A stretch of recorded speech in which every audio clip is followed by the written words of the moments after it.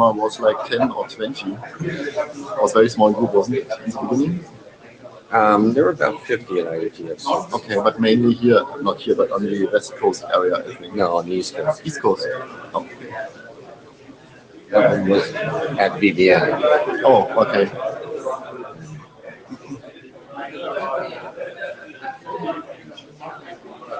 Yeah, I think from Norm.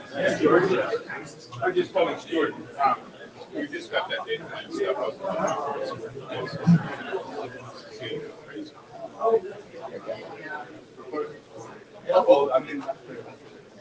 So, Cisco is kicking me out for the second time now. I thought so. Uh-huh. Did you get, was that August? Or? They kicked me out a year ago, Right. Okay. February. But at the same time, they asked me to stay on part-time as a contractor and do as chair and advise some research stuff that was involved. But that contract went for a year and a half. But they extended 3 months. 3 months of quarter time.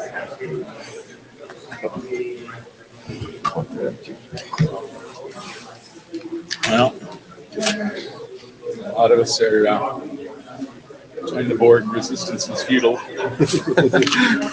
That's what we used to say about Cisco. Yeah, I know. That's good. It's an engineering company. I think we can start. Oh, is it Don't shy.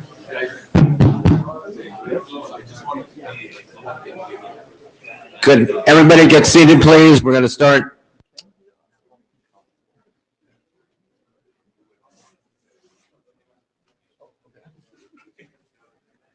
That includes you too, Karini.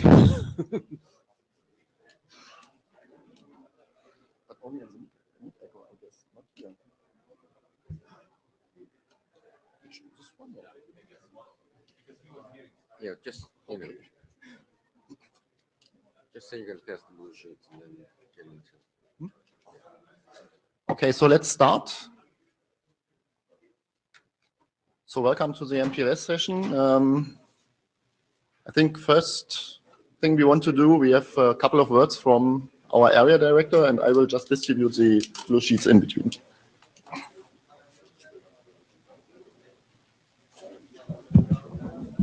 Good morning, everybody. I'm Deborah, if you don't know me.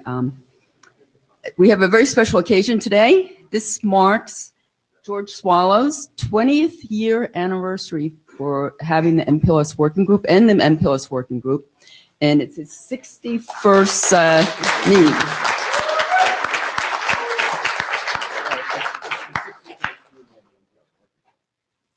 Well, it's yours too, right?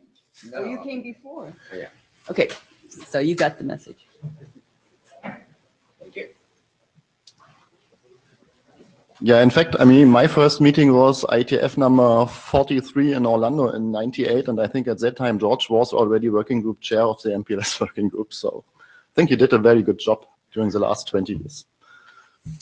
So you're going to pass the blue sheets around? Yeah, blue sheets are already on its way.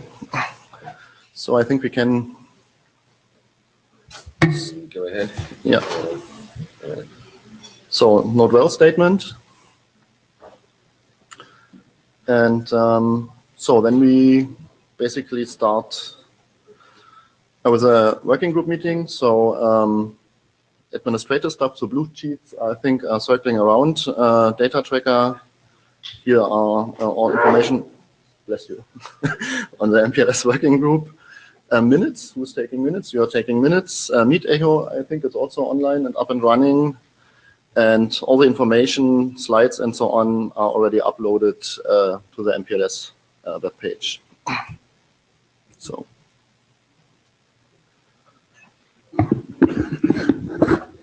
So we have the agenda is before you. If anybody has any comments or suggestions about it, please speak now or forever hold your peace.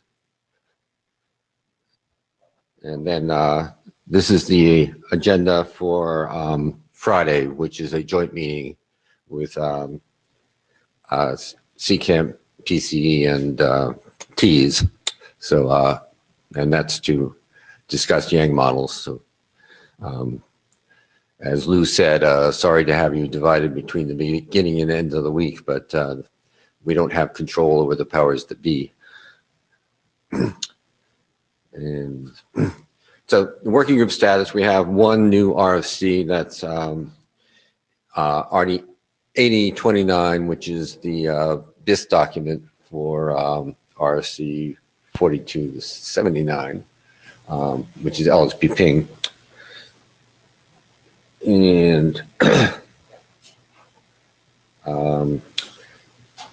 this is the document status. You can find all this information on the URL that was on a couple of slides back on the work group. But to call your attention, we have seven out of the now 19 listed there are with the RFC editor or in the process of getting to the RFC editor through the ISG. When the slides were first put together, there were 20, but opportunistic encryption expired, so it's not on the list anymore. But we'll have a word about that later.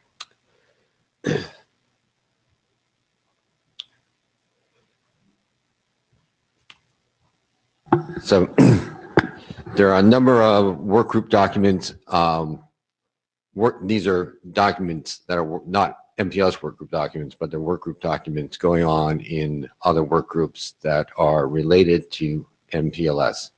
And just in case you're not aware, there's about 150 RFCs that have come out of this workgroup, but in total there are, I think I counted 747 RFCs that reference or came out of here in total. So if you want to read the whole document set,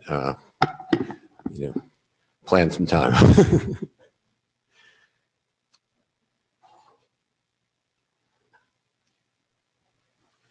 And then there are two others that are individual drafts that we should be paying attention to as well.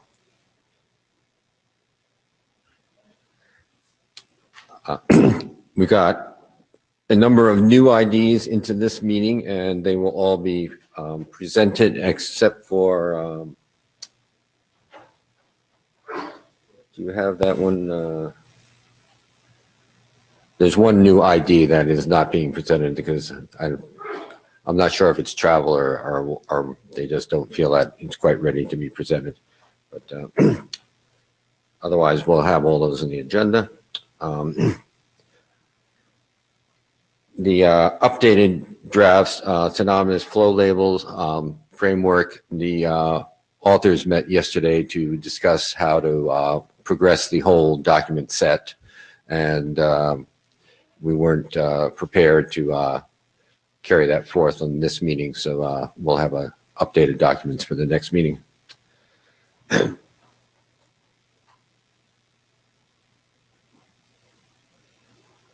And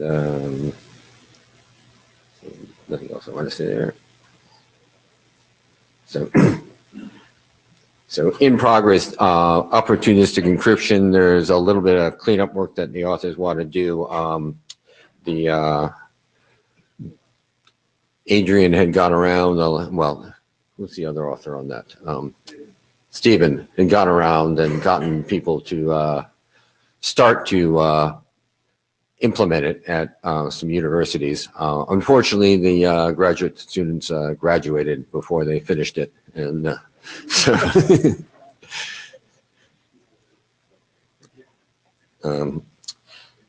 so they will refresh the draft, and Adrian considers it a good candidate for an open source project if anybody cares to take that on.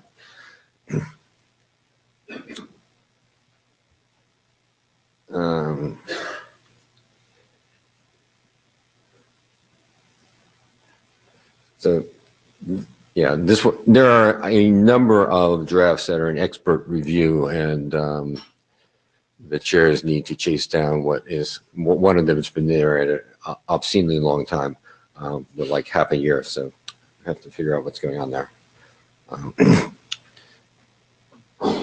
And that's any issues there.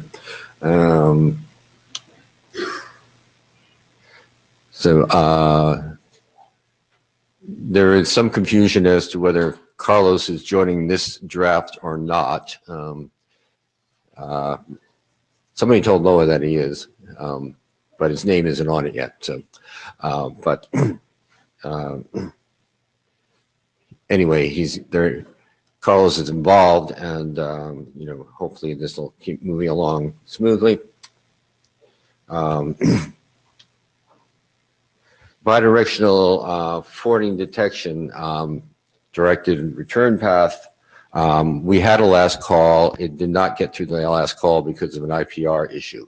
Since then, the authors have revised the document, and in their opinion, they've removed that dependency. However, the Erickson lawyers either don't agree with that assessment or are otherwise afraid to remove that IPR, or I don't know what their motive is. But the IPR statement remains, and we will have another last call, and all I can do is present you those facts, and the working group can make what decision it makes. But we'll have that last call very shortly after this meeting. And that is it. We are ready for our first presentation.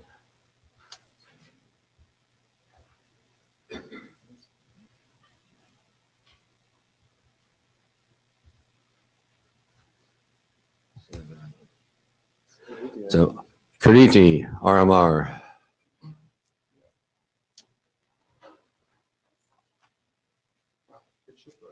Okay.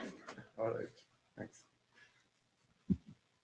Okay, so this is a quick update. Not a whole lot of stuff has changed in this.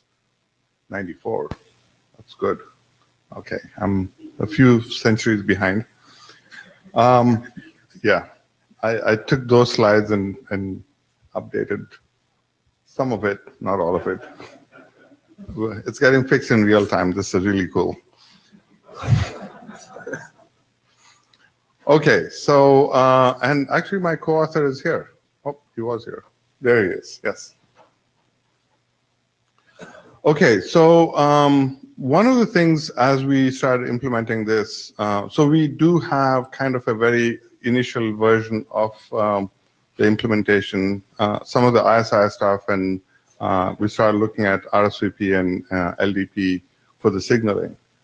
And we found that there is this question that we kind of answered that it should be a full ring, but in the implementation we ran into a few issues.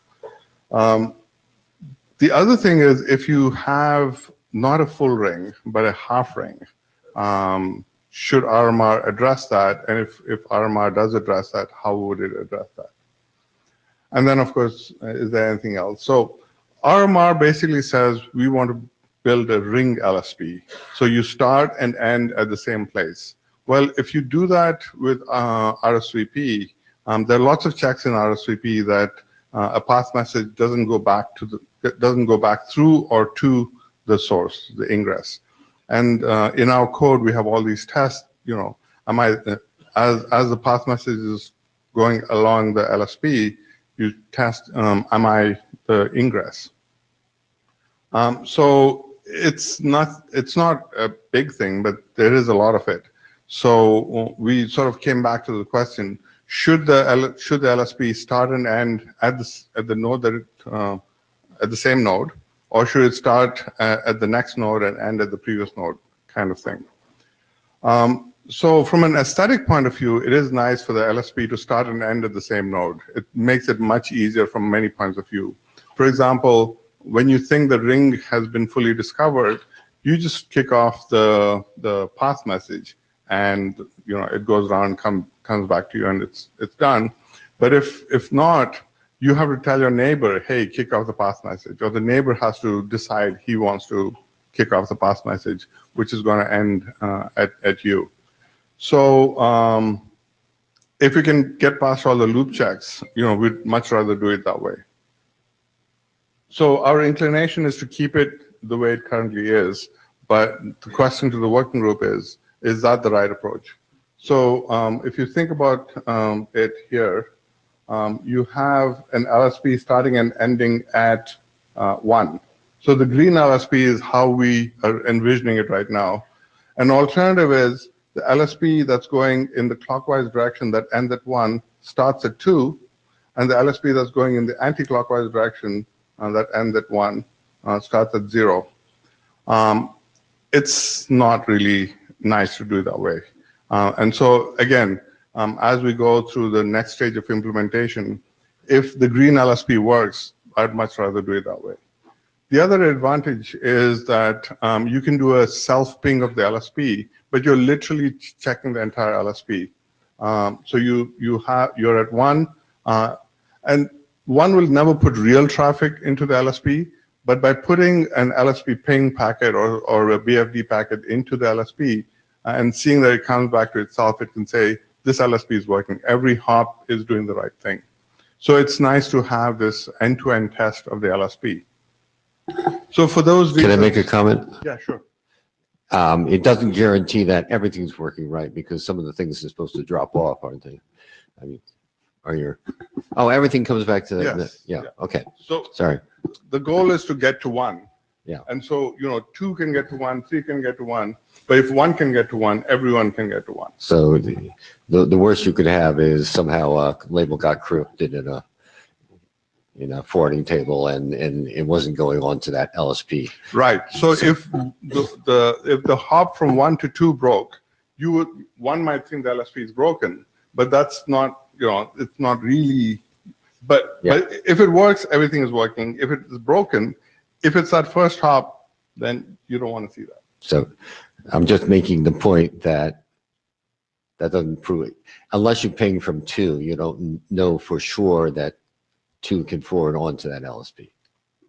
Oh, okay. That's a very rare case. Yes, understood. So yes, every node could in principle be an ingress, and so you don't know that node's ingress, push the label and send it to 1 is working. But in general, you know that all the cross connects are working if 1 pings itself. Oh, okay. Oh, I had all this. Okay, now you can read it. So if you want to do the end-to-end OAM, it works nicely with this. Half rings are if I don't have that connection between, and it's not a half ring, but there are people who call this a half ring. It's a not full ring. So if I don't have the connection between a link between 0 and 1, so why would you do this? I don't know. But some people consider that a wasted interface because, stuff that I'm sending from 0 to here, I'll just send this way. Stuff that I'm sending there, I'll send that way. But I'll probably never send stuff from 0 to 2, so why put an interface there? I mean, people do this. And in talking to people about RMR, I've seen these in their networks. And so the question is, how do we handle this with RMR? Or is this a situation we want to handle with RMR? One solution is that you create a pseudo wire going from 0 to 1 and finish the ring, but with a pseudo wire. And then you use that only when you have a protection scenario. And there are a few other things, but this is something that we're considering. And the question that for the working group is this a scenario that falls under the purview of RMR, or should there be a different way of solving this? So any suggestions are welcome. So we've done a lot of thinking about this. We've also considered, should we do anything with multicast on the ring? And my initial thought was use the Sonnet type drop and continue. But talking to people who actually know multicast better than I do, including MPLS multicast, they said, we don't need to do anything special. It's just another topology. So at this point, we're not going to pursue anything with multicast. But if you guys have any thoughts, any questions, I'm not going to quite do a working group last call request at this IETF. I do want to get a little further with the implementation, and if any things come up, we want to address that. But we think that we're getting really close, and so we want to, think about getting to our last call. There is a companion document about the ISIS and OSPF extensions, which should be in that working group. I haven't actually put it on their agenda. And then there are a couple of documents showing how signaling in LDP and RSVP would work with RMR. So, other folks are presenting those, right? Yeah. Okay. Yeah. So if you have questions, or I'll move on. Or someone. Any questions? I guess they've heard you enough times now. Thank you. Yes. We got a question. No? Oh, okay.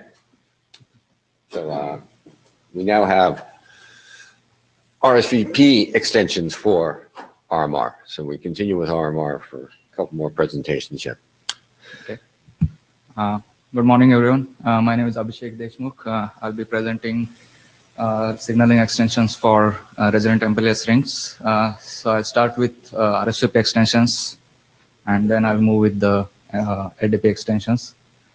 So as Kirti described, the ring LSP forms a loop. It goes back from the same node. So the ingress and egress are the same node for the ring LSP, and also the ring LSP is a multi-point two-point LSP. So that means each transit node will also add an ingress route for that particular LSP. So if you see here in the next slide, the LSP, once the IGP discovery of the ring is complete, each node in the ring will signal an LSP to itself. For example, one will signal an LSP to itself, and each node will follow. And so we'll have two LSPs, one in clockwise and one in anti-clockwise direction. The reason for that is the protection route will be the LSP going in the reverse direction. So there is no link protection or node protection required. And so as the LSP is going across the ring, we have the so when the LSP path message reaches 2 will also when the ResV comes back to 2 will also install a transit route as well as an ingress route for that particular LSP.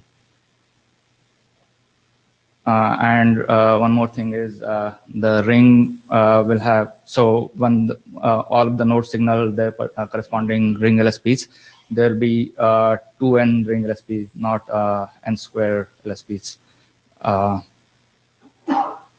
So this slide talks about the extensions to RSVP. So we have a new session object defined for this purpose. The first field is the anchor node address. So that is the address of the LSP which is originating, which is the same node. So this differs from the plain vanilla RSVP information that we have the destination address there. So this we don't need it anymore. And then the ring flags define the direction of the that particular LSP. It is clockwise or anti-clockwise. And we have this, instead of tunnel ID, we have this new field called MBB ID, which will ensure that whenever there are some changes, let's say some node goes away in the ring, let's say node 3 goes away in this ring, and we have to still signal the new ring, then in that case, we'll just signal a new MBB ID in that case, and the ring ID remains constant. So in this case, the ring ID is 17. And for the sender template object, there are not really changes in any format, but semantics of the sender template object slightly change.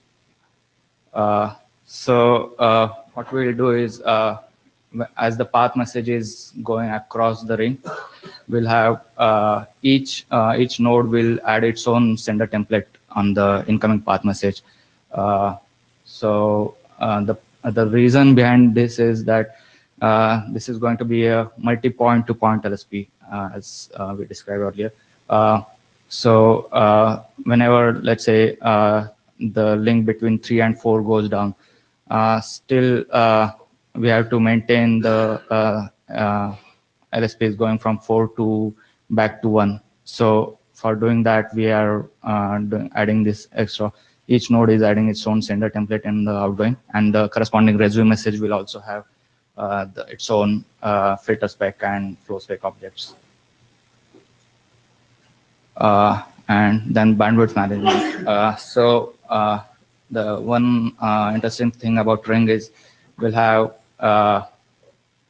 so bandwidth can change hop by hop. So for this LSP going across the ring from 1, originated from 1, the bandwidth can change at 5. 5 can request a different bandwidth. 6 can request a different bandwidth. You have a question? Yes, Greg Mirsky, ZT. Can we go to the previous slide, please? Okay, so you collect the sender templates in one object in a path message. So that seems that it limits your size of the ring in number of nodes that you can support. That is because of the fragmentation you are talking about? Yes. Okay. So we thought about the fragmentation issue, but so one alternative is we can have different path messages with different sender templates. So for example, each node will have a different path message with a different sender. Instead of combining everything in one path message, you can have like multiple path messages. But then how you do the association by their LSP ID? Right. No, by the ring ID. We have this ring ID here. So in the session, object will... But then you need to define, so basically effectively you're saying you can have multiple path messages for the same LSP. I don't think it's a real practice. In case of P2MP, we do that, right? Anyway, so you can have P2MP, different S2Ls can have different path messages, and then you can have either just a single path message, or you can have so the standard defines both of them. You can have combined path message, or you can have individual path messages. And even if you have individual path messages, still. But how you identify, because if something changes in one of the path messages, for example, you withdraw the node. So how you identify the particular path messages? You have to reflood all path messages? So the path message is going across the ring, right? So anyway, so withdraw as in you will send part tier or something to withdraw it, or... But you will need to resend all the path messages, because you cannot really, you don't identify the particular path message. Because you use the set of path messages to describe MP to P. Right. Okay, so if anything changes, you have to reflood all the path messages? So each node will be responsible for its own path message, right? Because this is that path message is really associated with the LSP, which is originating from some other node. So let's say node 1 decides it no longer wants to signal that LSP. Then node 1 will send a part tier, and when node 3 receives that, node 3 will also generate its own part tier for that particular LSP. But they use the same ring ID. Can I Yes. jump in? Yeah, sure. Kiriti here. I mean, we could use multiple path messages. We could just use IP fragmentation. But I think if you do the math, unless you have a really small MPU, you can go many hops before this becomes a real issue. So I think what Abhishek is saying is you could do these different things, but these are sort of backup, alternative things. You really, we'd prefer to just send one path message with multiple sender templates. And I haven't done the math, but I think you can do quite a lot of hops before you really run out of stuff and start doing fragmentation. Yeah, I just, in one of the discussions with the CCAMP RSVP, it was pointed out that MTU size does matter, and you have to really consider the situation and discuss it. I'm just, again, I don't want us to debate it any longer, but I just want to point that it's an area thing that you need to consider. Sure. Okay.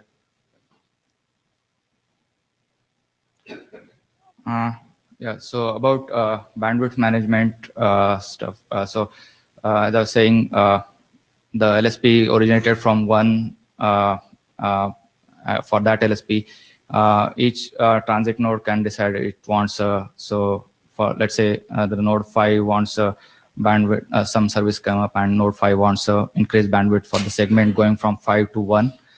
And also node 6 also wants to increase bandwidth for the segment going from 6 to 1.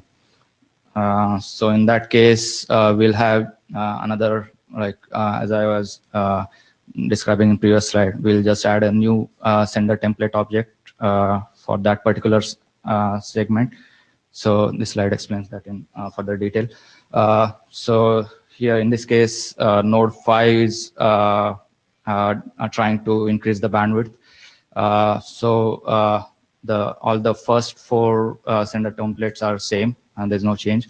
But in node 5 and node 5, it signals a new LSP ID for that particular segment going from 5 to 1, and it also have a corresponding tspec object, and the resume message when it comes back, it will have the corresponding flow spec and filter spec objects. So this slide just explains various scenarios. So let's say there is not sufficient bandwidth available at node 9 for this particular LSP ID, then it will just send out a path error for that particular LSP ID sender template combination. If the bandwidth management if the bandwidth utilization is,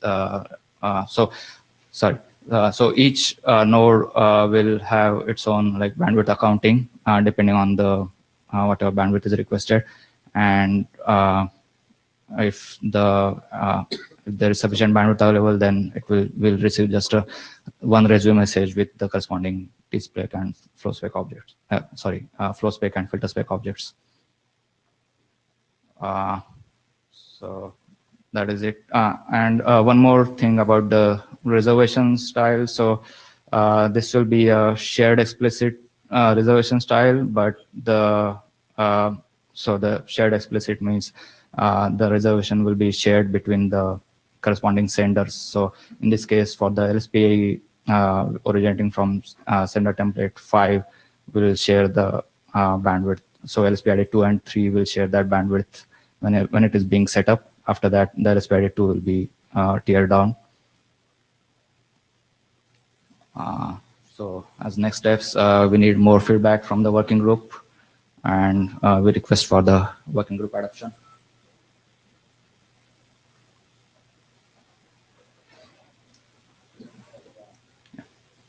I have a question. My name is Art. I saw that. Yeah, go to the mic, and they can't hear you on Meet Echo at all.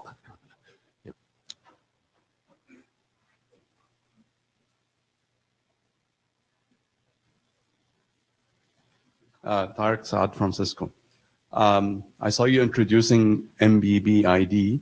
Right. You have Ring ID and you have LSP ID. Mm-hmm.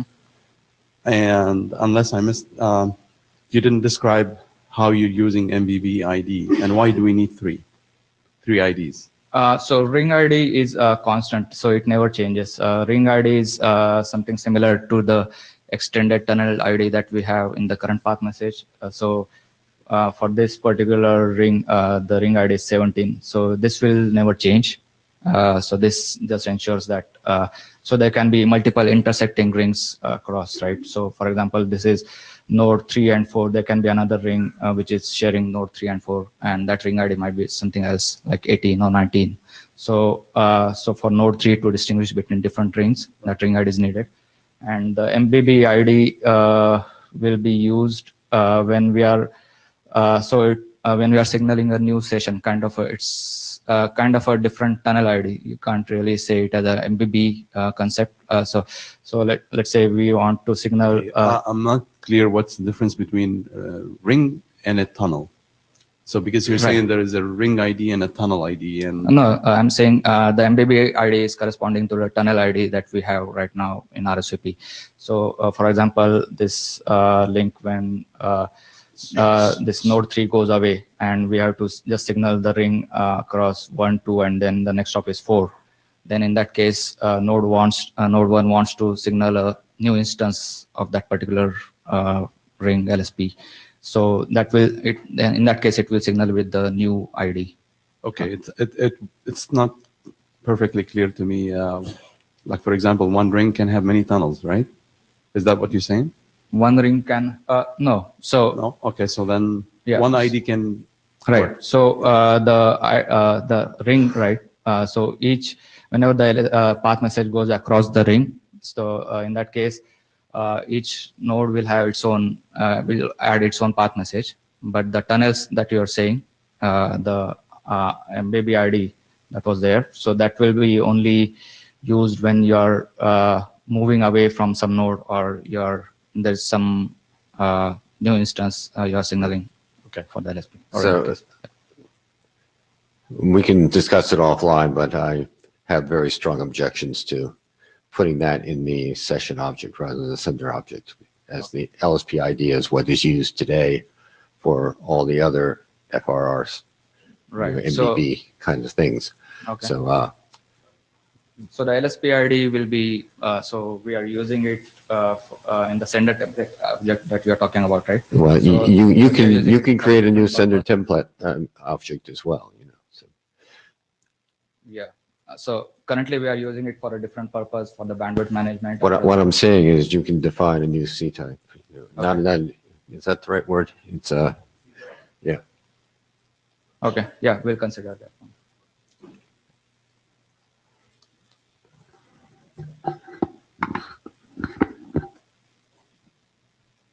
Any other questions? Thank you. So about the working group document, so we want this to be for the working group adoption. So it being a first time draft, how many people have read the draft? And well, just based on the number of people who read it, I think that we need a little more review. And now that people have heard your presentation, and Okay. you have a chance to better Right. understand it going into reading it, we'll hold off on that until next meeting. Okay. Okay.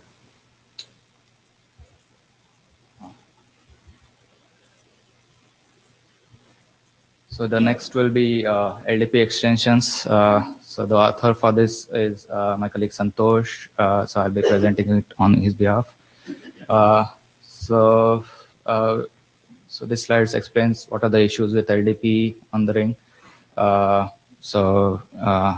you know, with the ring topology, we don't really have any LFA production possible. It will be very difficult to have LFA. And also LDP or RSVP also has similar problems when we are doing the standard FRR. And also the SPF also. So let's say we don't have any production. In that case, when the LSP is going back, in that case, we'll have many micro loops. So the LDP LSPs, similar to RSVP, we have two LSPs, counter-rotating LSPs across the ring. And those will be signaled from the egress towards itself. And once the signaling is complete, we'll have each node will add the ingress as well as standard route. It's same as the RSVP concept. So the protection is natural, like we don't have no need for any LFA or RSVP bypasses. We just use the other side LSPs as the protection LSP. So the protection protocol extensions needed for these are we'll have the new RMR capability object in the LDP initialization message. Will signal that to find out what nodes are capable of ring signaling across the entire ring. And once we have all the nodes identified, we'll have the label mapping message with the FEC element to support to signal this counter-rotating LSPs. And that object will also have this ring flags and ring IDs. So all those details are mentioned in the draft. And once this LSPs are established, we have the corresponding routes and everything installed. So the next steps are like we need more feedback on this draft also from the working group, and we request for the working group adoption for this draft as well. So this question may be for Kriti as much as you. Why do we need to extend both protocols? And Well, so for LDP, you don't want to use the usual way of finding your upstream, because you want to go clockwise or counterclockwise depending on which way you're going. So you need an extension that says. I'm not asking why you need the extension. Yeah. I'm asking why you want to be able to set these up with two different protocols. Oh. It's up to people who, if you deploy LDP in your network and you're more comfortable with LDP, you do it with LDP. If you're more comfortable with RSVP, you do it with RSVP. I think people who are comfortable with RSVP will use rings, and people who are not comfortable with RSVP probably won't use rings anyway if you do it in LDP. Well, the fact is that you have rings, right? Okay. So the rings are independent. Yeah. What Anyway. you're comfortable with signaling is. Right. But when we do a work group adoption, I will ask the room whether we consider that we need two protocols or we can live with just one. So for the discovery, I'm doing both ISIS and OSPF. I'm not going to mandate someone you have to switch to ISIS. They should. That's a whole separate thing. But I'm not going to mandate that they switch their IGP just because they're running on a ring. And so I think it's the same thing. But sure, ask the question to the working group. But there was an attempt to extend LDP to do tunnels, and that. You're talking about CRLDP. Yeah. Yeah, this is not about CRLDP. Well, it brings back memories.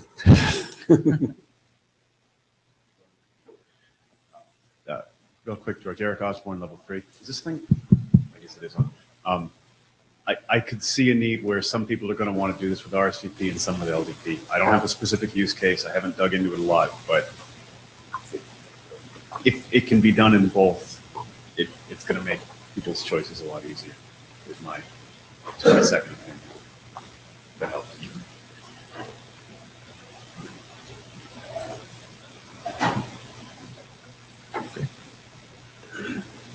Any other questions?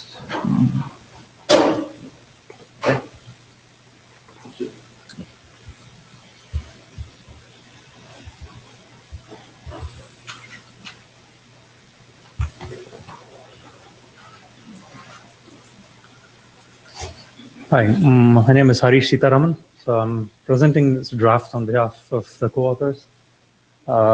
Basically introduces RCPT signaling on top of a shared MPLS forwarding plane.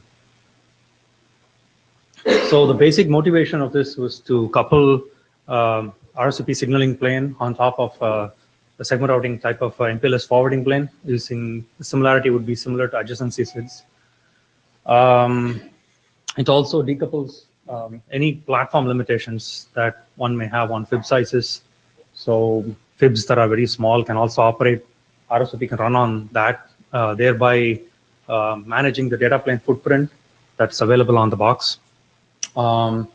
In the past IETFs, I think there have been working group documents that that have been adopted to scale the control plane in RSVP as such. So this document is more leaning on the data plane side, and to be able to run RSVP on top of such a lean data plane. So what benefits do we get in addition to what RSVP already gives? So in the first way, we have a transit label on a TE link that's basically shared across any LSP. So regardless of where the LSP starts from and where it ends, as long as it transits a certain link, any LSP can share that label. And the forwarding plane state on any given LSR is approximately the number of neighbors on that LSR. So the data plane footprint is roughly that number of interfaces or the neighbors on that box. The tunnel setup time is also reduced because we don't program the forwarding plane during the LSP setup. So traditionally in RSVP, when you set up the LSP, you allocate a label, you program the hard forwarding plane. Similarly, when you delete an LSP, you have to delete that state. So none of that will happen. Instead, all of these are pre-installed labels in the forwarding plane. And you can share labels across make before breaks. So today, by procedures, make before break, would have to we signal a brand new LSP with a higher LSP ID, allocate new labels, and you have to delete the old one. So here, pretty much, if the paths actually overlap due to something like auto bandwidth or some applications that perform make before break that have path overlaps, you can pretty much share all the labels along the path, and there's no change to any routes at the head end either. And lastly, but not least, all the control plane features that RSVP has that have been well known, fast rate route, admission control, preemption, auto bandwidth applications, all of them just continue to work unchanged. So we introduced this concept called pop and forward label.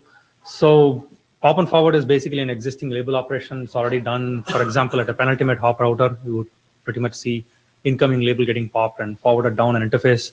So the semantic is rather common. An LSR should allocate such a label for an interface or a TE link when it actually discovers that a neighbor or when it adds the TE link, and it installs the label route in the fib. And the forwarding action is basically to pop the label should it receive a packet with that label and send it across that particular to that neighbor. Additional labels will be required for protection scenarios. Primarily for link protection, you would need one additional label on that interface per interface. So this happens at the start, and it's all pre-installed in the system. So this gives an example of what actually happens at the signaling level. So just shows two tunnels at the top, T1 and T2, and one goes from A to E, and the path is shown on the slides, and the other one go from F to E.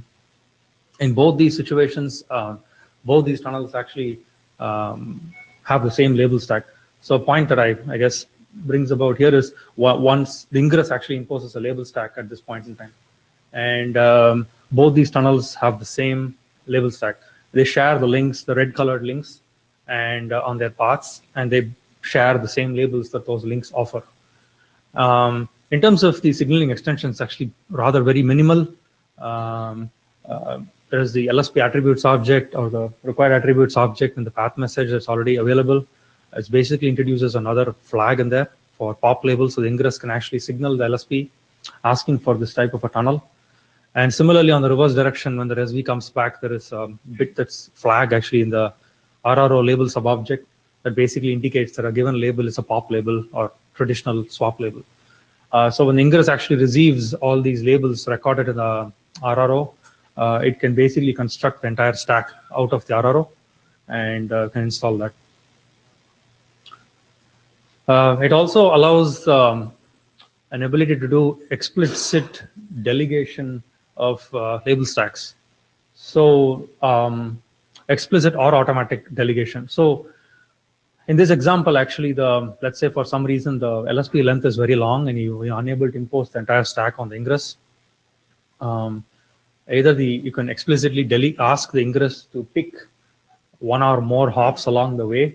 The ingress could do that by itself, or an operator could decide which hops should be an explicit delegation hops. In the automatic case, the ingress can pretty much manage this by itself. There would be no intervention at all. And in this example, actually, D and G are delegation points, and the labels in red there are actually traditional swap labels. So they are not the defined pop labels from this document. So if you look at the stack at A, when the packet actually does a pop and forward, B pops 100, C pops 300, and the packet gets to D, it's 350. That's a traditional type of a swap delegation label. So it in turn imposes the labels for the next 3 hops, and G imposes the remaining 2 hops. So how many delegation points you have to pick and who picks them can all be automated. So depending on the length of the LSP. And to actually, for the ingress to indicate who the delegation points are, it can actually have, there's an existing hop attributes sub-object. There's an attribute TLV that we can introduce in there that can per ERO, it can actually, per hop, it can actually tell who the delegation point is.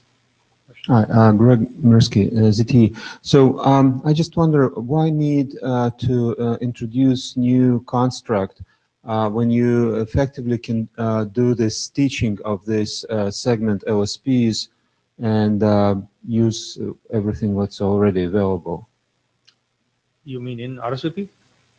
Yeah, you can basically, what you're doing is that you're creating 3 different segment tunnels, and you stitch them. This is actually not precisely stitching per se, right? This is more of hop management in various ways. It's a delegation. No, but again, you can just call it differently, but you effectively stitching. You say that I cannot impose more than certain number of labels because of some limitations, and I want, once there is enough space to stick more labels, add them later. So you effectively. So if the platform of A can actually push the entire label stack, it can push it. So this is just an option in case. In my view, you just introduce new construct for not good enough reason. So if you're going to use stitching, don't you need some control logic to be on the stitching points? Explicit control logic. Yeah, but we do stitching but here, for many years. Right, but here no, but again, it's about use what we have or add some new construct. So, touch speaking as an individual, I think stitching is pretty hard to manage compared to just setting it up in one session. So you also lose end-to-end visibility in stitching. So yeah, so Kiriti, I want to emphasize that last point. In the control plane, there's a single path message from A to J. Okay. So it is one LSP. In the data plane, what happens, don't let that confuse you. There's one LSP here. It's not 3 LSP.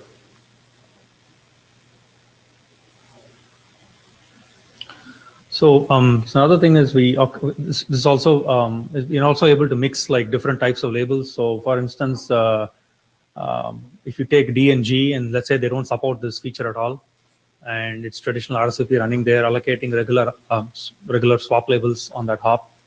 The local logic is only on the ingress. The ingress knows what type of label each hop provides. It can actually construct the stack by itself. So this is just an example, just to show that the logic is just housed on the ingress. It just needs to look at what labels come from which hop and construct the stack appropriately. And the facility backup link protection just works like it does today. So in this example, it just shows an example at B, where there's a link protecting facility backup. You would traditionally pop the label 151 and then you push it down the BC link. In this case, you would pop 151 and push it down the bypass, and C would still receive the same packet. So this still continues to work. So with respect to next steps, we request working group feedback. We update the draft with some of this feedback and also have a prototype and just one updated based on some experience. The automatic delegation part that I talked about isn't yet there in the draft. Just have to be updated. The draft talks about explicit delegation. And node protection we have solution for all of this. We just ran out of time before the submission deadline to update the sections. Okay. I have two comments. One is Chair. Thank you for submitting a very well-written first draft. I wish more of the drafts that came in at 00 were of this quality. And my second comment, as an individual, I enthusiastically support the work. Thanks. Any questions? Okay, thank you.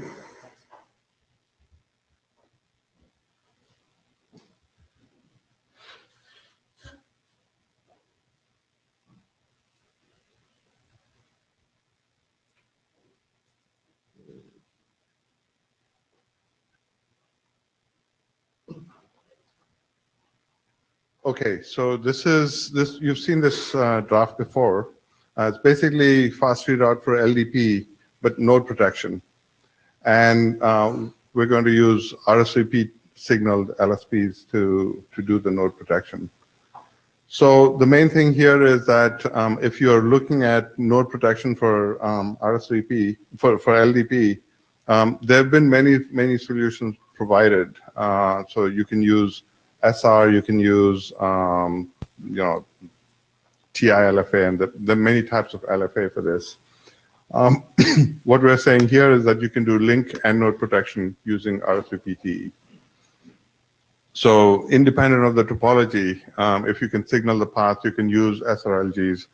You can find an alternate path that is sort of independent and then use that for protection. So the configuration that you need for this is really small. I think we've gone through much of this,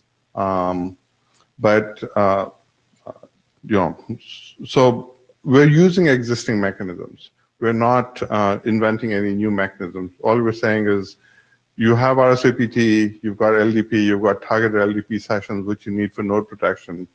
Just use those, put them together to show how to protect LDP tunnels. This avoids having complex computations and that depend very much on the topology.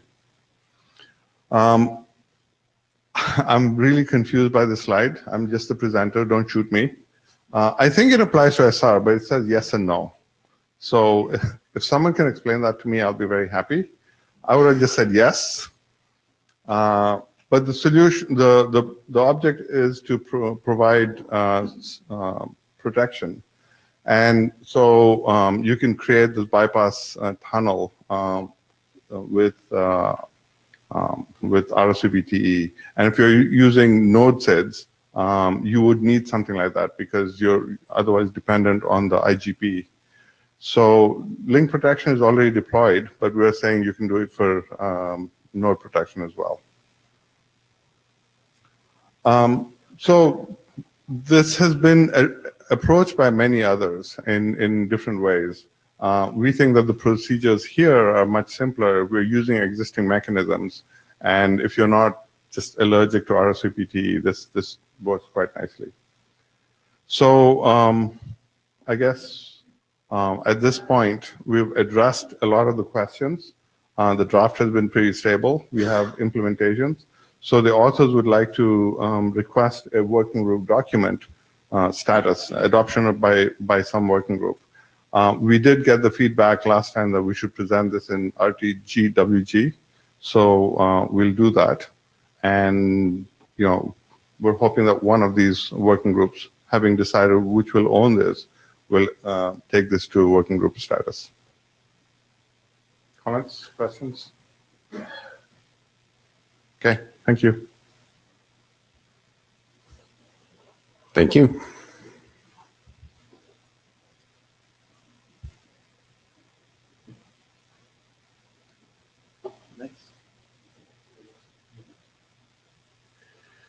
Eamon?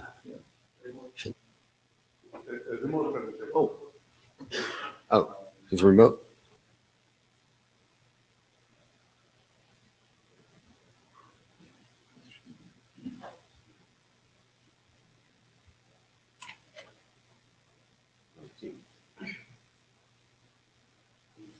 Yeah, not online.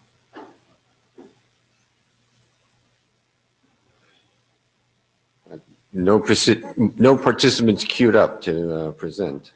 So we will move along to the next one. And if I try to pronounce your name, I'm going to slaughter it. So this is the unified source presentation. I think that's a request coming in from the Inteco. Yeah. Okay. You can't pronounce Stuart, right? How do I have it by stop or? I don't want to recognize it. Just press the button. Yeah, I think. You've got the mic. Okay. Right. Good morning. No, Wrong one. Not you. Sorry.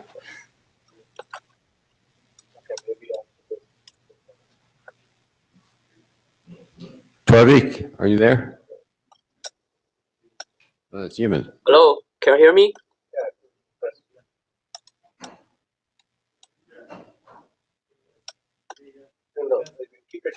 Yes, we can hear you. Hello, can you hear me? Yes, we can hear you. Okay, okay, thank you. I have to take my hand off the button. Yep.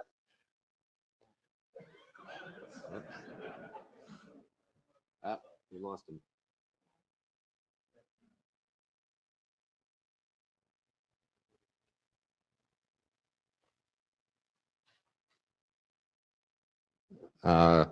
Stuart?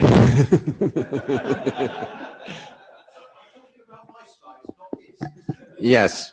So we will let you present, and as soon as he's got his technical problems resolved, then we'll get that. Okay, so Stuart Bright. So this is a follow-on from a piece of work I spoke about at the last IETF, extending the theme a bit. So next slide, please. Right. Oh, I can do that myself, can I? Which button do I press? The right and the left button. Right.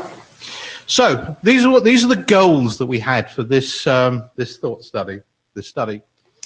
We wanted to carry MPLS segment routing packets across network segments that do not support MPLS. Okay, so this is a bridging across an IP gap in the network, as it were, or MPLS gap in the network. We wanted to provide segment routing in IPv4 and IPv6 networks.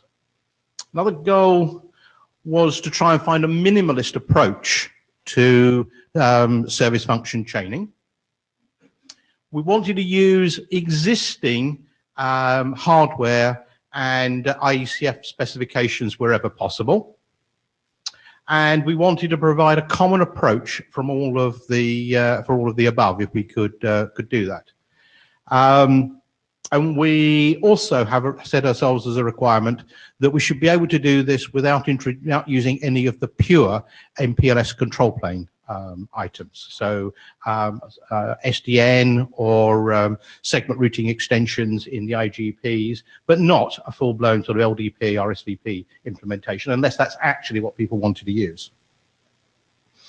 So here's what the encapsulation looks like. We start off with an IP header. Of course, we have MAC headers in front of that. Start with an IP header. You may, for ECMP reasons, then follow this with a UDP header. And then we have an MPLS label stack, and then we have the payload. Now, payload is clearly outside the scope of this discussion. The key part of the MPLS label stack is to remember that it is a hardware-friendly way of carrying 20-bit SIDs or 20-bit instructions. Just think about that as not as a pure MPLS implementation, just a very, very convenient, very hardware-friendly way of carrying the instructions as to what to do with the packet when you take the outer IP layer away. UDP, because that's the most backwards compatible way of doing ECMP in this system. We can't use the ELIs or anything because devices on the path wouldn't know how to do that. But they're all good at doing the 5-tuple. So UDP is the right way of adding ECMP. The IP header can be v4 or v6. So what does it look like to tunnel MPLS segment routing over an IP network? Do I have to stand here? I'll have to point at the things. And you can take the mic out of the. Oh, okay. No, he's talking about the pink box. Oh, the pink box. Yeah. Well, yes, you're supposed to stand there so you stay on the camera. Oh, so is there a pointer in this as well? Anyway, all right, I'll try and explain. Sorry?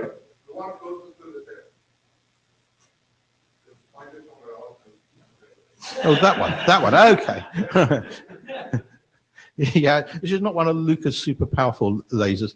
Right, so what we want to do is we want to get the packet from A to B, but it turns out that the red routers B, D, and F do not speak MPLS, but they do speak IP.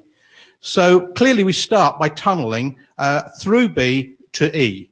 And this is the IP address here, the IP header here. The IP header gets us from A to E directly. Then we have a label that says the next hop is G in the MPLS layer, and a label that says the next hop is H in the MPLS layer, and then we have the packet. So we got the packet to here on its native first hop native IP header.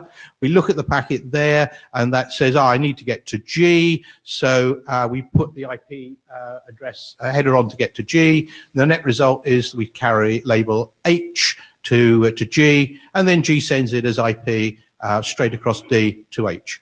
So that's pretty straightforward. We explained that in previous IETFs.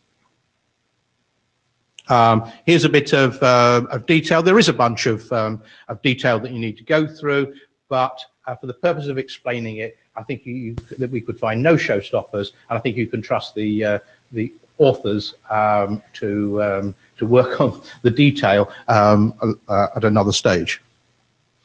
So what about building a service function chain? There are actually a number of ways of doing this. I've got two here, and there is a third one which I'll briefly discuss. So this looks remarkably similar, doesn't it? So what we want to do is to get the packet from A to H via service functions in E, G, and H. So we start off by tunneling the packet from A to E in IP. When it gets there, we get this label L of E, or E of L rather, which says execute service function E. So providing this guy here can recognize the semantics, which you'd assume it could do, it can send the packet out to a service function, or it can execute the service function itself. The really interesting thing is that this looks remarkably similar, top and bottom, to the picture we previously showed. In fact, it is pretty well identical. So let's look at some detail. Again, we've previously described this. There is a bunch of detail. We will work through the detail if people think this is a thing that's worth pursuing. Conceptually simple. It's important to note that we didn't actually need to turn any major MPLS functions on to achieve this. We just needed to teach each of the critical nodes what the semantics of the 20 bits were. You can have multiple service functions served by the same node. You just need to put some extra, put the right labels in. So if it's going to do two functions, you'd put two labels in. If it was going to do just one, you'd do one, and not every packet has to go through the same service functions. And what this requires is the mapping of the service function to a 20-bit label and the service function host address. We can put a more complex service function chain. This has multiple multiple functions executed at E, just to illustrate the point, and you do that by putting the labels in the stack. In this example, the host identity is explicitly encoded as a label, so we'd be reusing the concept that segment routing introduced of nodal labels, but nodal labels are sent around in the IGP, so we didn't need to turn any MPLS functions on to do this.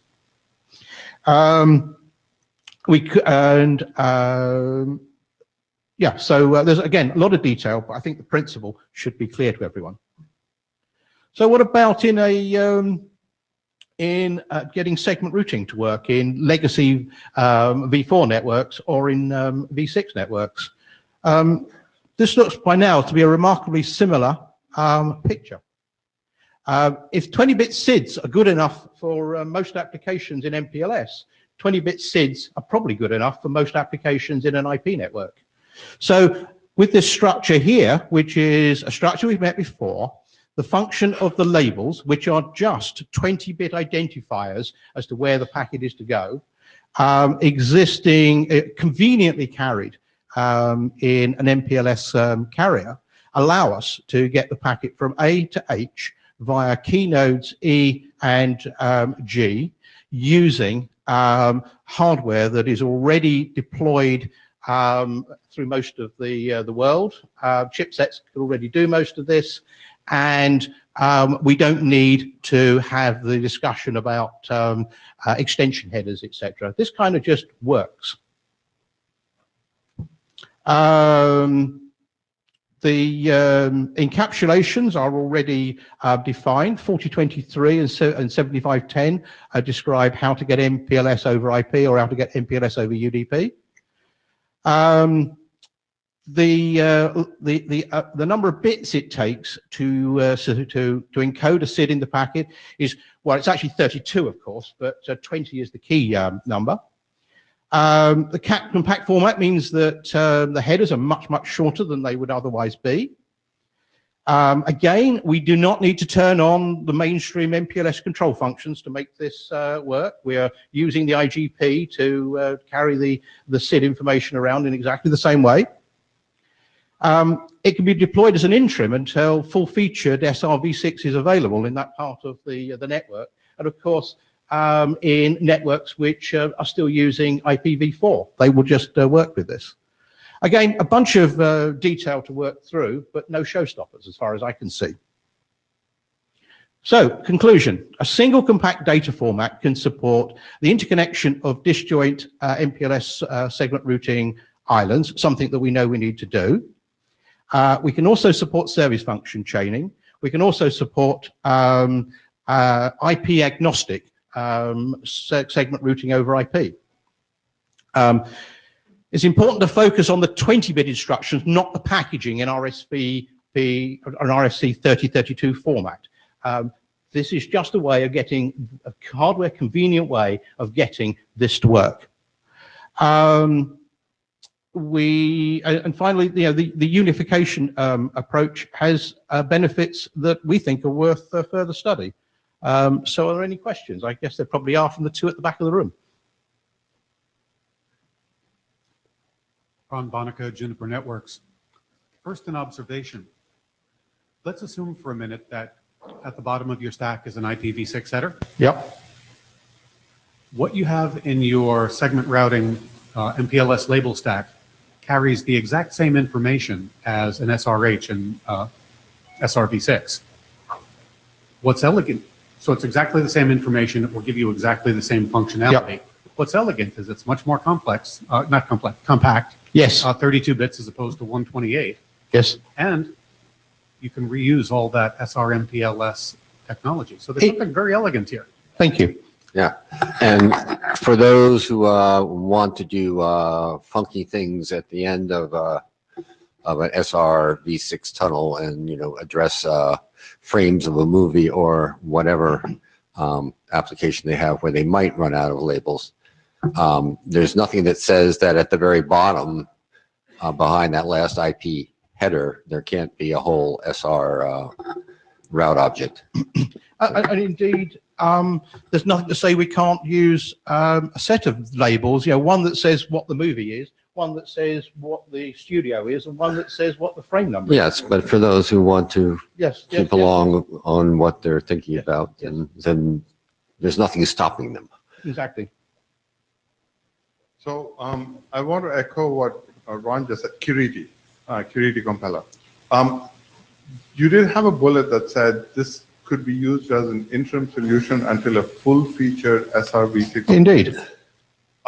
The only thing that I see missing is that in SRv6, you actually have, at the end, when you get to the destination, you know how you got there. And here, because it's labels, you pop them. Other than that, is there any feature that's missing? No, I mean, and so I've got two points to make about that. If it really, really, really is important to you to know the path, you could always stick this as metadata under the label stack. Yes, in fact, it might be interesting to stick the reverse path as metadata under the label stack.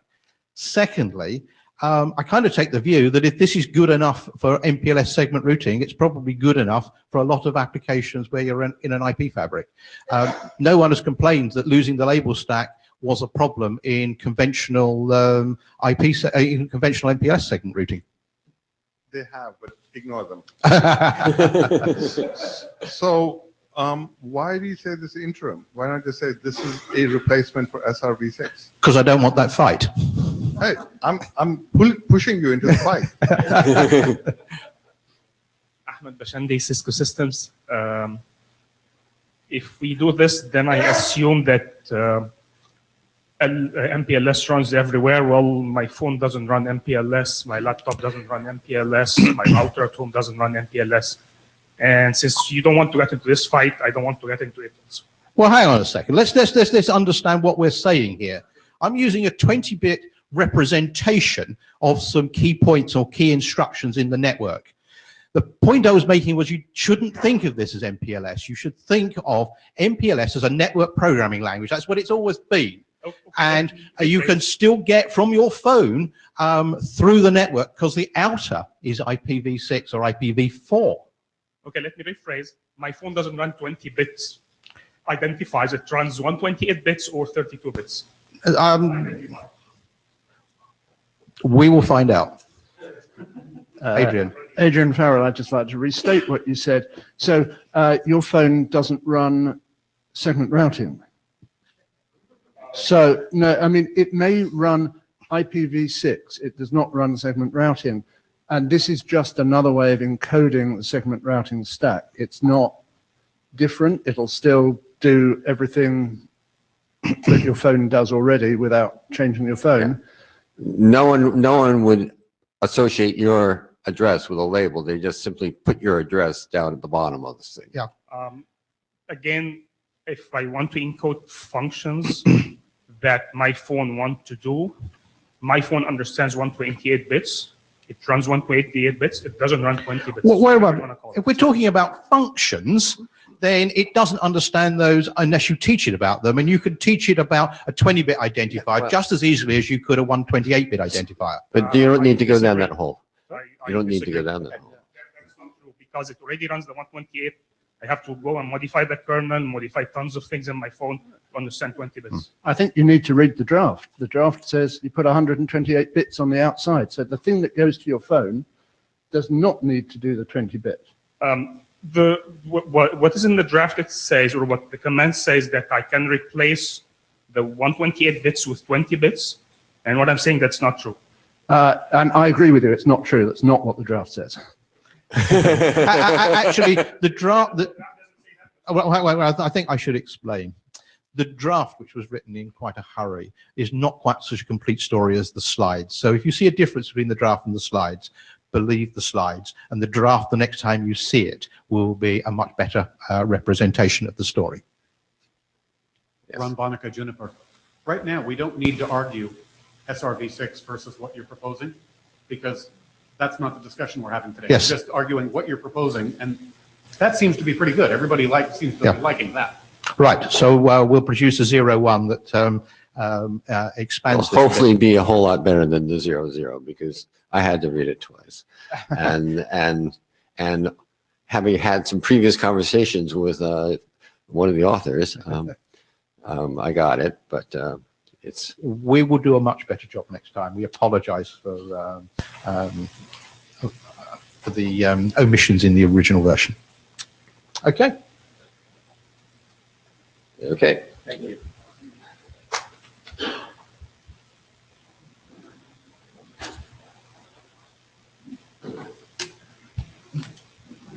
So, Shen, are you ready to prepare now, present now?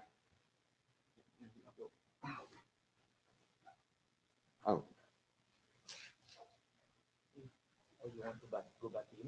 Yeah. Yemen. Are you prepared to present at this point in time? Yeah, you need to get yourself in the queue if you want to speak.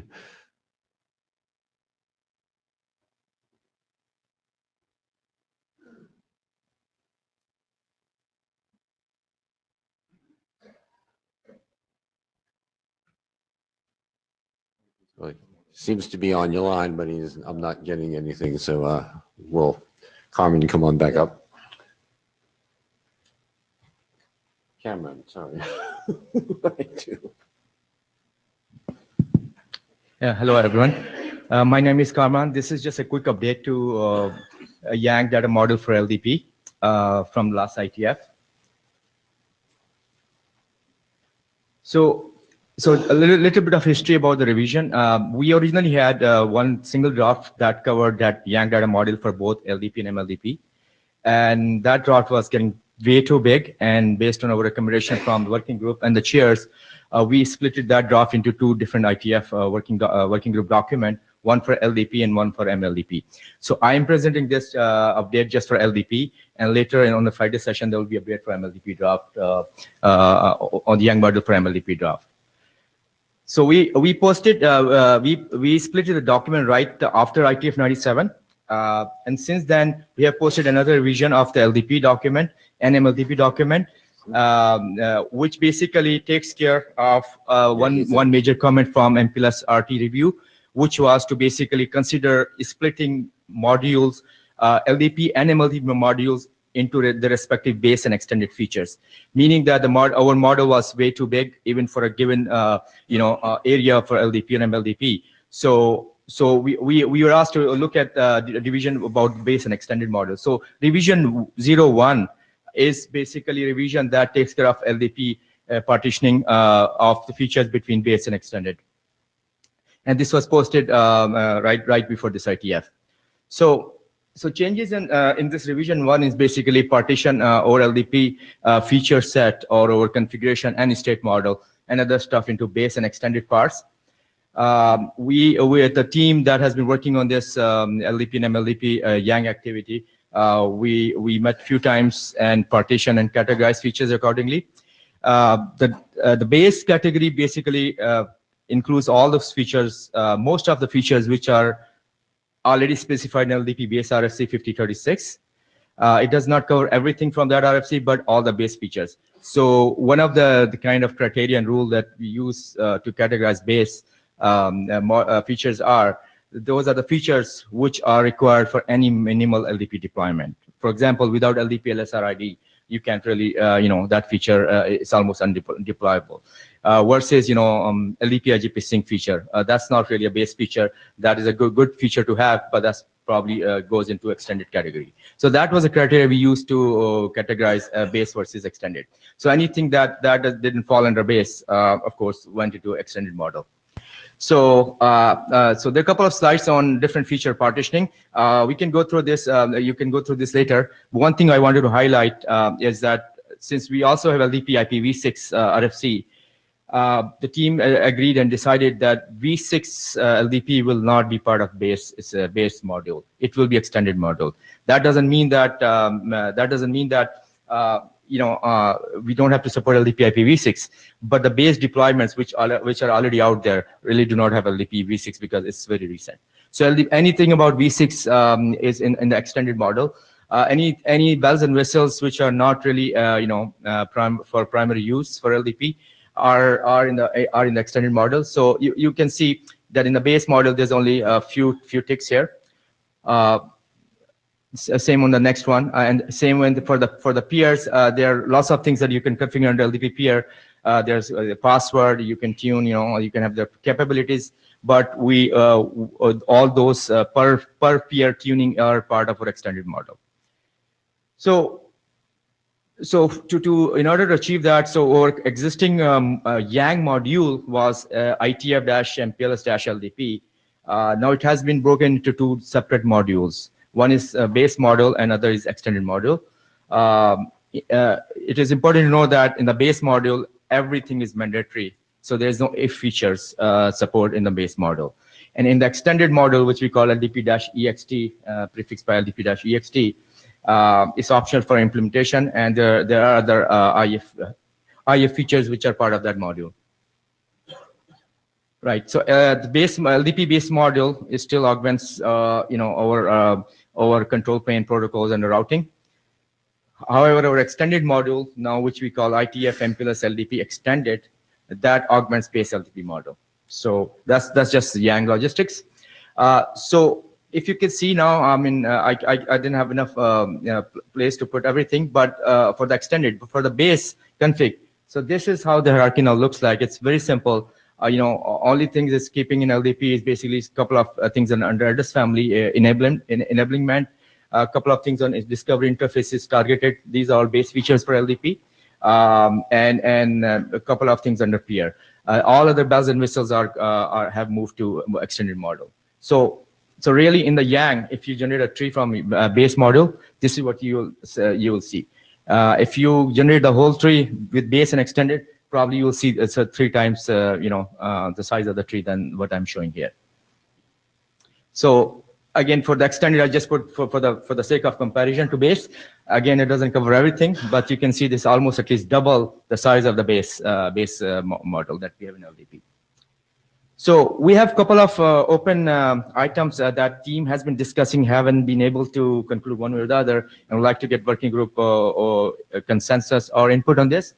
Our model, original model that we started, defined label policies for label allocation, inbound filtering, outbound filtering, all these kind of policies at different levels. For example, you can have a policy at a global level, meaning that it's a one policy that kind of takes care of both V4 and IPv6 address family, or you can policies per address family. Even we have a policy per peer, which applies to per peer policies for every address family under that peer, or a policy per peer per address family. So policies are on a very levels. So we haven't decided one way or the other,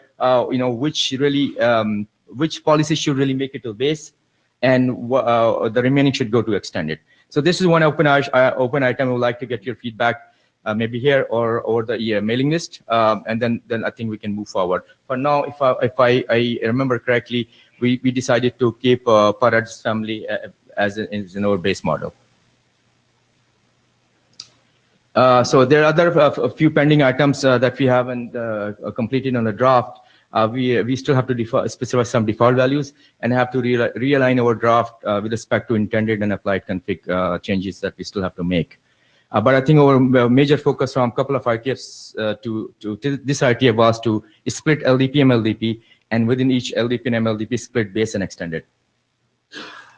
So next step for this draft is basically address these pending open items and try to get this draft ready for working group last call. We are hoping to get it ready before next ITF, but it all depends how much rework we have to do with our draft if we get any input from the working group.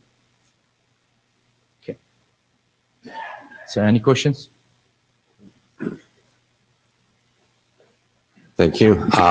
Before we go on to the next presentation, the one document that's been in the queue for half a year, what happened was the expert reviewer took a long time, but finally reviewed it, but the author missed the email message that said it was done after all that time.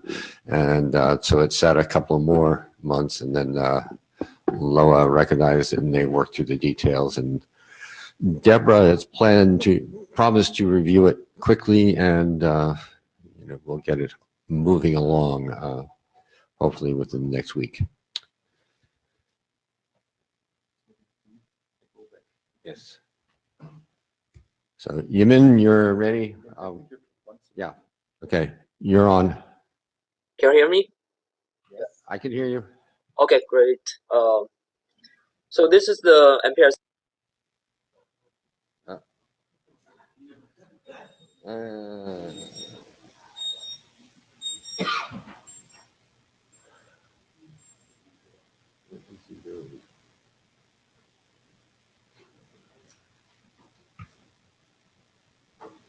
I hope he's not sitting there presenting.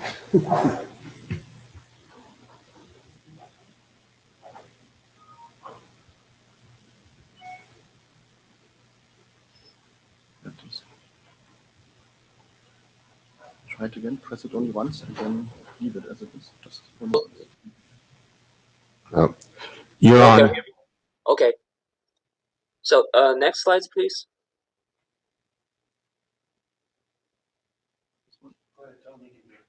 All right. So egress protection. Hello, can you hear me? Yes. Yeah. Okay. Okay. Sorry about that.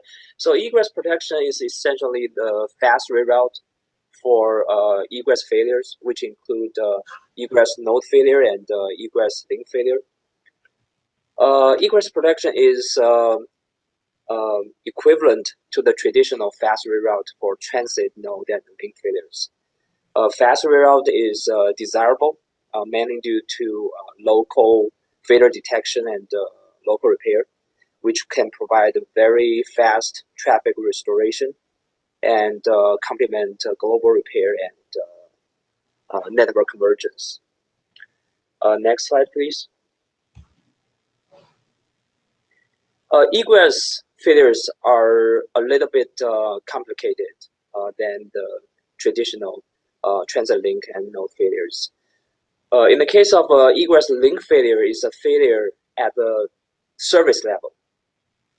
In the case of egress node failure, it's a failure at both the service level and transport tunnel level. Therefore, egress protection must be a two-level protection.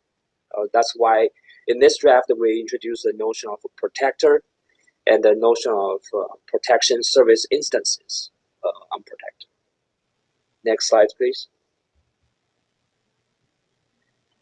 This draft provides a generic and unified solution for egress protection. It's a multi-transport and a multi-service solution, meaning that the solution works with all types of transport tunnels and all types of services. It's also considered as a framework because it provides some guidelines towards the services. Any service, if it follows the guidelines, can be easily supported by the solution. A given type of service may need some protocol extensions. In this case, you would need to write a extension document. One example would be the pseudo-wire egress protection, which is covered by RFC 8401. A given service may not need any protocol extension. In that case, you may need to write a informational document to describe how it works.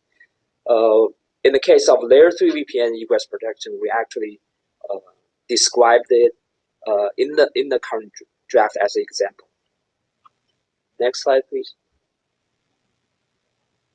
There are some secondary goals of the draft, such as support for P2MP and P2P tunnels, and some requirements from the perspective of PRR and protector.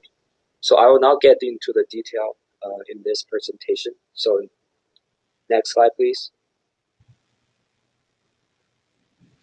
The main building blocks of the egress protection include the router at PRR, protector, transport tunnel, context ID, and context-based forwarding. Next slide, please. So the current draft is version 4. Version 2 was presented last year in Berlin. Since then, we've got two new co-authors to help us improve the quality of the draft and move the draft forward. Next slide.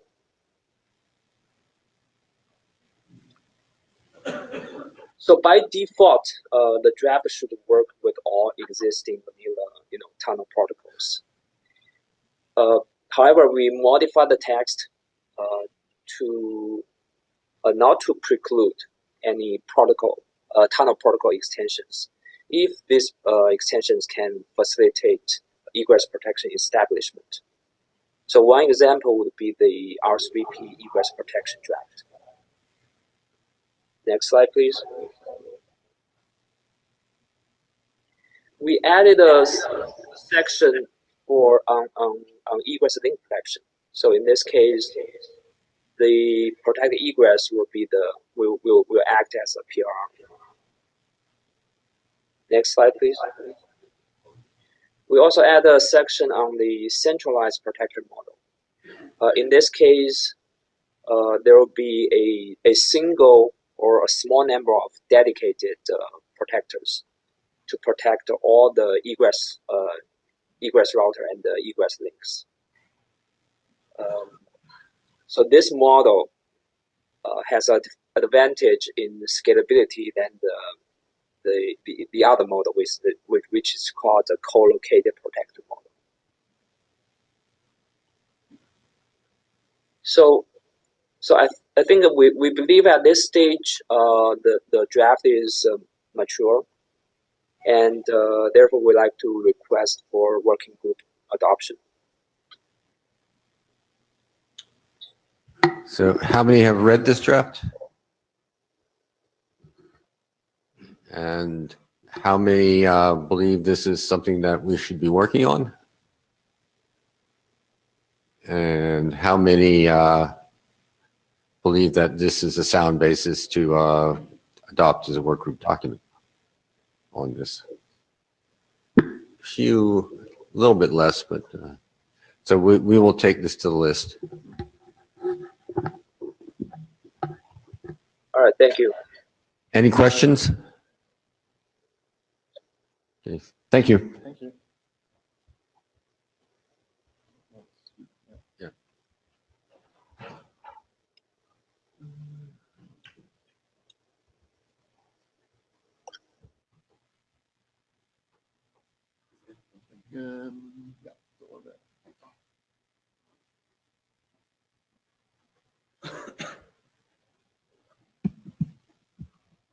Hi, my name is Tarek Saad from Cisco.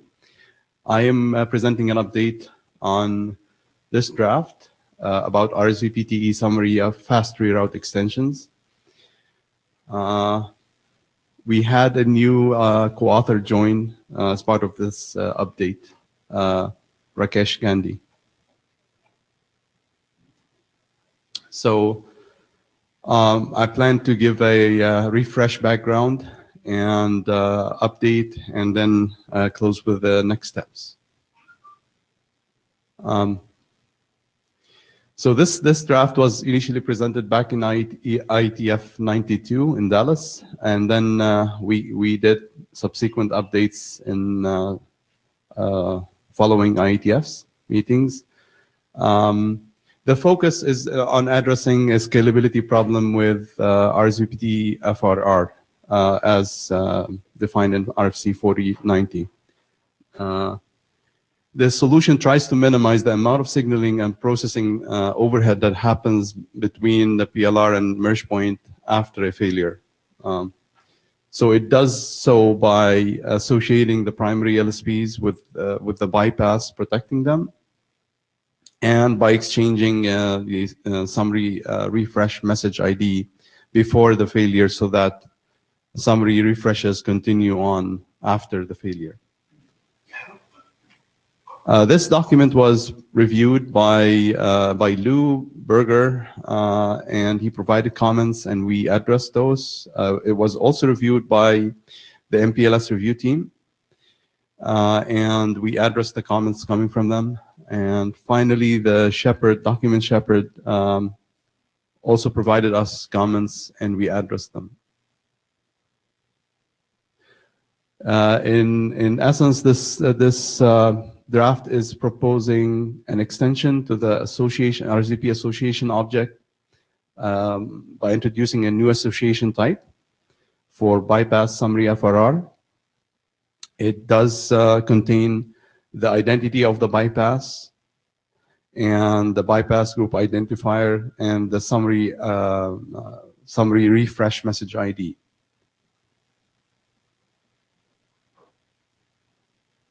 The second object that this draft is trying to introduce is a bypass FRR object.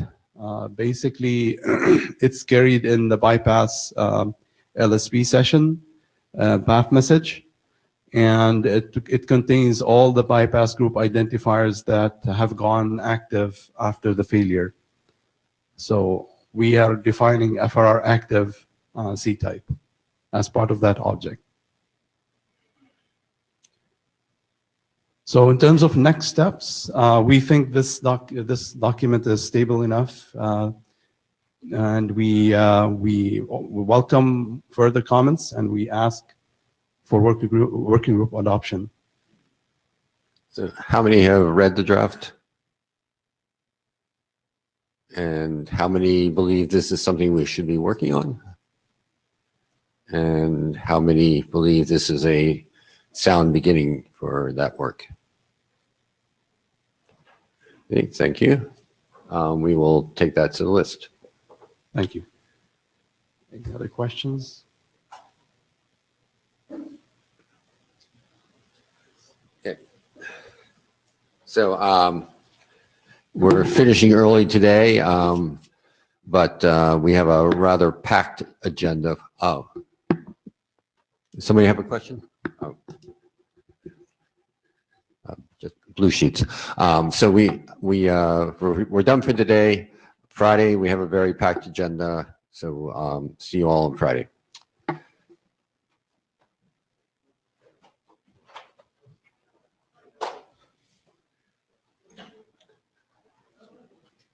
Finally worked.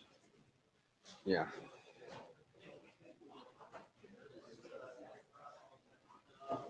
Intimidated by a red button that you have to. I think you took it only once or something like that. Yeah. And then. You know, this is always the kind of button they show for Yeah, I know. launching missiles. Yes.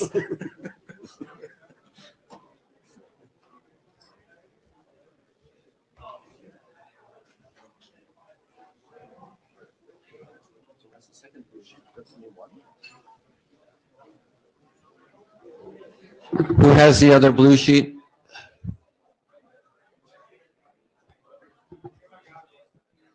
Hmm?